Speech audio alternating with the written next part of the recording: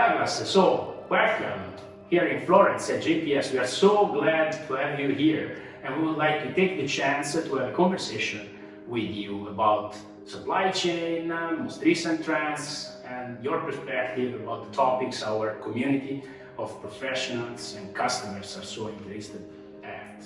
The first question I would like to ask is about globalization and the impact that current situation and the global perspective may have on our supply chains. We are just out of a pandemic, we are in between a war in Europe, trading issues worldwide. What's your perspective on this? Yes, well, let's hope we're out of the pandemic, which I think we are. I think what we realized is there's no return back to what we might have thought as normal.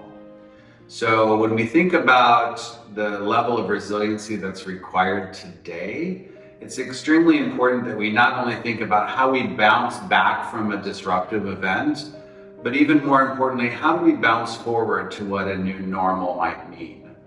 And then this, of course, is challenging our thinking relative to globalized networks, for example.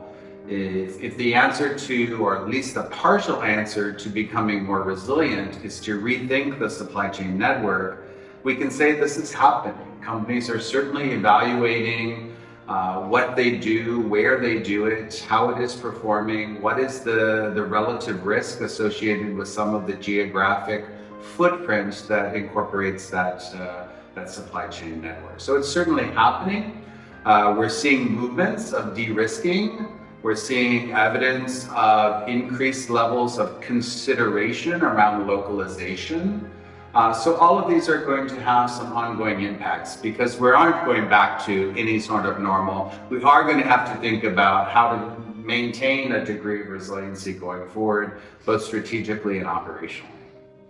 Well, that's great. It's really interesting. And in this perspective, you touched some very interesting points and you mentioned very interesting words for the hearers of the people that are listening to us. Risk, resiliency, visibility. They are buzzwords in the mouth of everybody, but I believe they have a more deep and profound meaning for our professionals. Can you give us a perspective, a global perspective on this? Well, I think beyond the buzz, right, what we do know is that the terminology of risk and resiliency is being set at the boardroom level. Right? It's in the C-suite. So we can no longer take for granted that we can manage the level of unprecedented disruption that has occurred.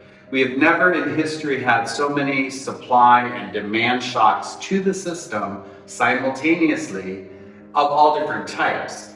Geopolitical, as you mentioned, cyber attacks, weather-related events, etc. And these are not likely to discontinue. What we know from our work with KPMG, for example, on our Supply Chain Stability Index, is that we are twice as fragile as we were just 2 years ago.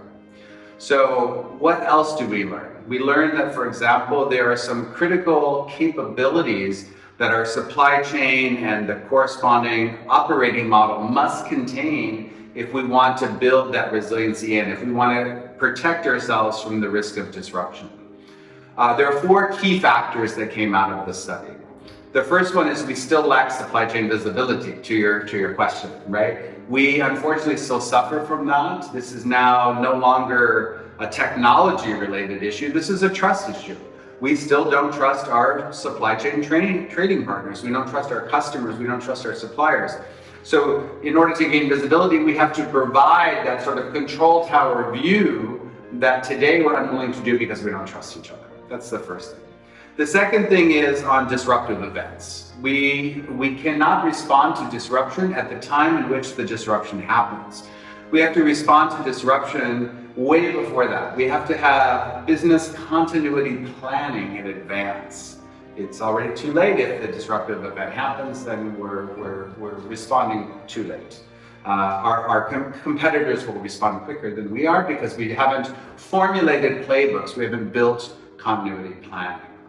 The third is that we continue to struggle with treating suppliers as suppliers, right? As partners. We really suffer from strategic supplier relationship management. So suppliers are our partners until we come time of negotiation, and then suddenly they're vendors and suppliers again. So we still have to elevate the role of really being partners with our suppliers.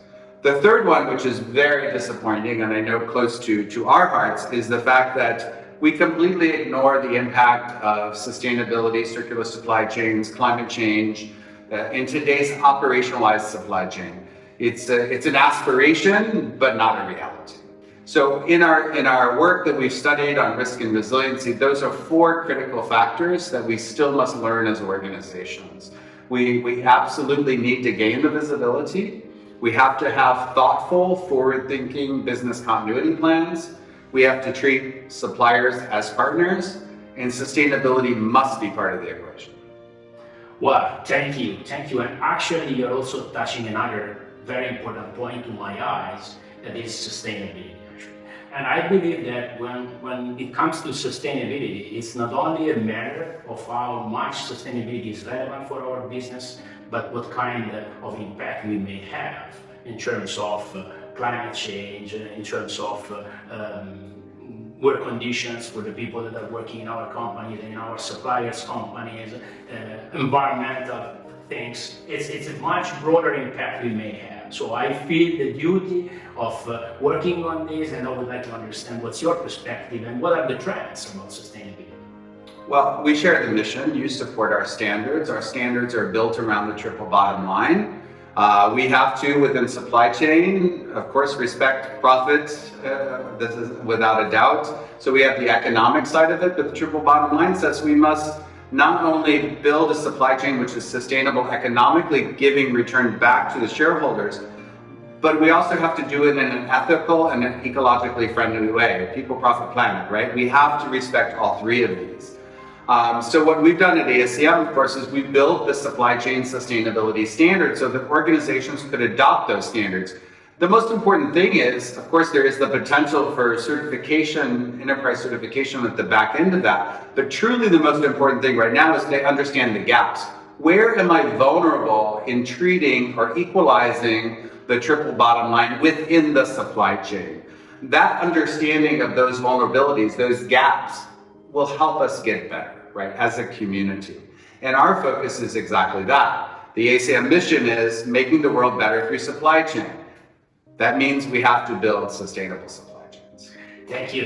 This makes also ourselves proud to be part of this large family and large organization. And my last question is about ASCM. So what is the role of ASCM in making sure that the community of the professionals and the organizations worldwide are pointing the right goals in an overall and broader perspective about supply chain?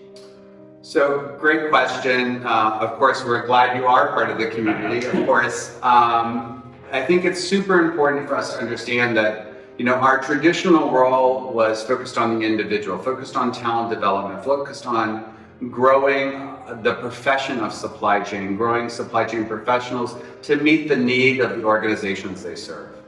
We're now, of course, building lots of new products, methodologies, approaches, assessment tools, etc., to assist in organizations becoming more capable. So corporate transformation, how do I move from an underperforming current state to a better performing future state? Or let's just say from good to great, if I can say that. The third piece, of course, is that we must, in order to fulfill our mission, we must support the community.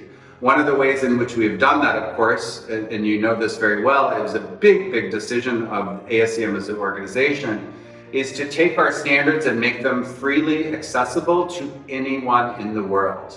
And this is true of our supply chain operations reference model standards, which many of your audience will certainly recognize. The SCORE model, the most prolifically used diagnostic tool for supply chains. So the SCORE model, our digital capabilities model, and also our enterprise certification standards for sustainability.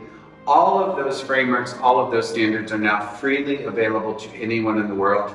It is ungated from membership. That's part of our responsibility, is to bring those tools forward to the community in order to fulfill our mission. Okay, so we got the tools, we just have to make an impact. Thank you very much. Thank you, appreciate it.